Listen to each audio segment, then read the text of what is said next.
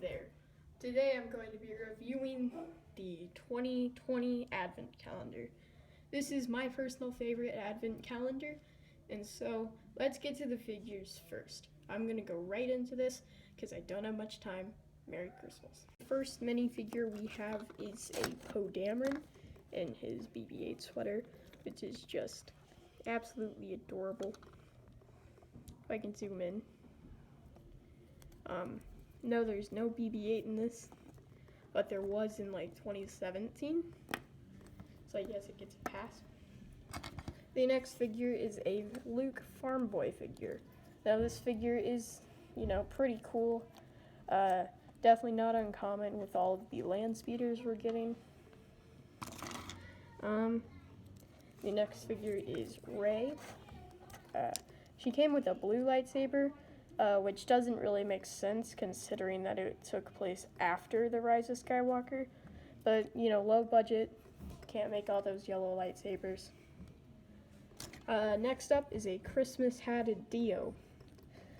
Dio is an extremely cute little droid who LEGO didn't do well on his design, They left that little spot open, and I'm not sure if I'm a fan of that. Oh my god, this desk is shaking so bad.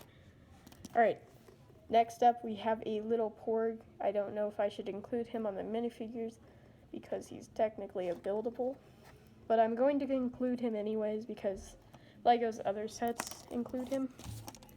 He is ridiculously cute and has to be my favorite of the wave. Next up is a Stormtrooper. Just the average 2020 design that they still haven't gotten rid of, but I love them. So that's a nice addition to my small little army of Imperials. Next up is a Sith Trooper. I'm not sure about you, but I love the design of a Sith Trooper. Excuse my grammar. Sith Troopers are one of my favorite trooper designs, and even though they were in the crappiest movie ever, they're still pretty cool and fun to collect.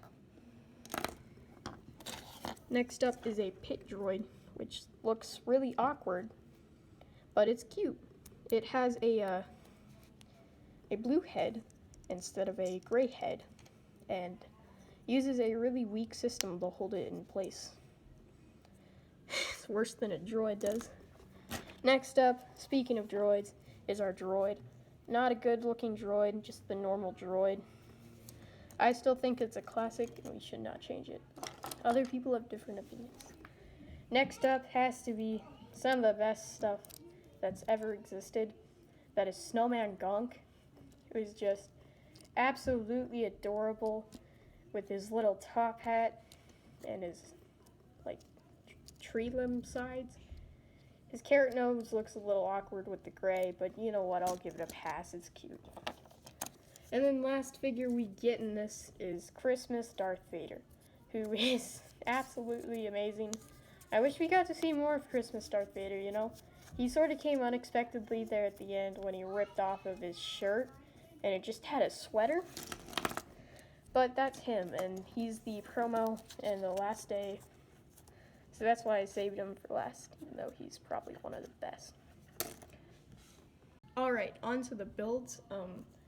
So first up we have the Razor Crest, which I think looks pretty neat, but my only problem is they left those blank.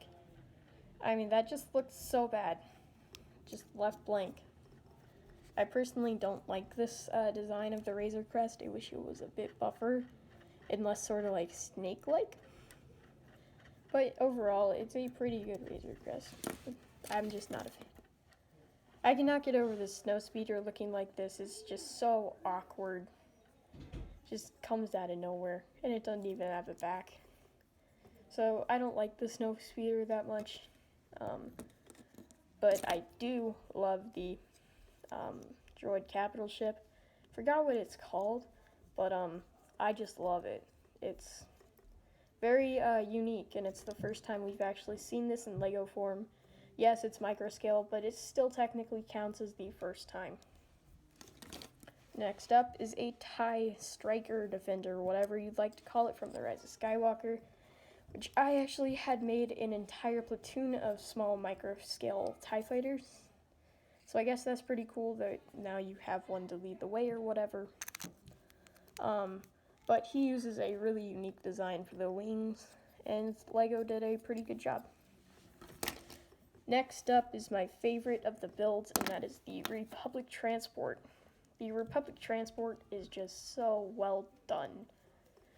Everything just seemed like it should fit. It's missing engines back here, but overall I think this has to be my favorite.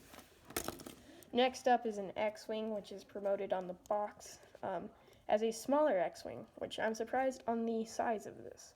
It is really big and fits into my hand perfectly, and compared to the TIE Fighter is like a beast. Next up is Vader's Castle, which is what you get the day before you get Vader, so I guess it makes sense. I wish it was like a Christmassy. That would have been really cute and fun, but I'm not sure how you're supposed to do a Christmas Vader's Castle in micro scale. Next up, we have the A-Wing. The A-Wing is a relatively cool ship and used mostly by the Rebels, which I might actually make a lore about.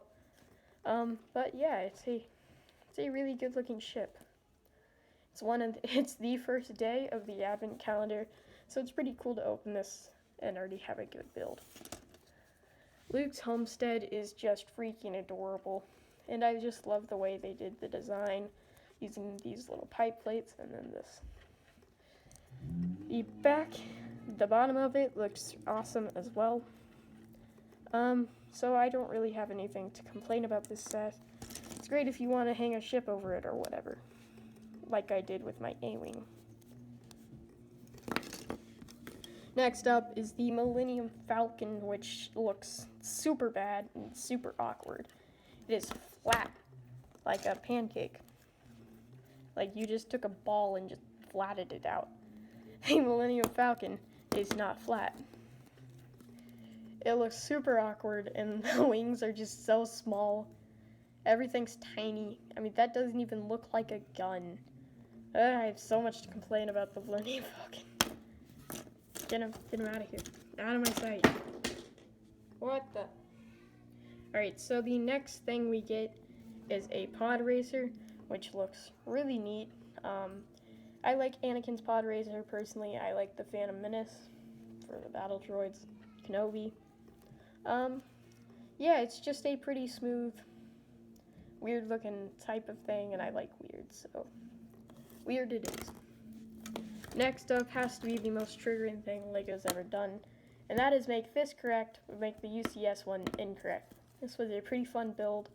The back side looks weird, but you know, what doesn't? From the front, it looks amazing. And when you put your Tauntaun next to it, which no, I did not include on the figures list, it's just so adorable. It's like, oh, hello, where's our AT-AT? So that is my personal opinion on this set. I hope you have a different opinion and you love everything about it. Maybe 2021 will be just as good as this year and we can maybe see some clones. I don't know. I'm still praying for some prequel stuff, but I'd like to see some clones. Everyone does.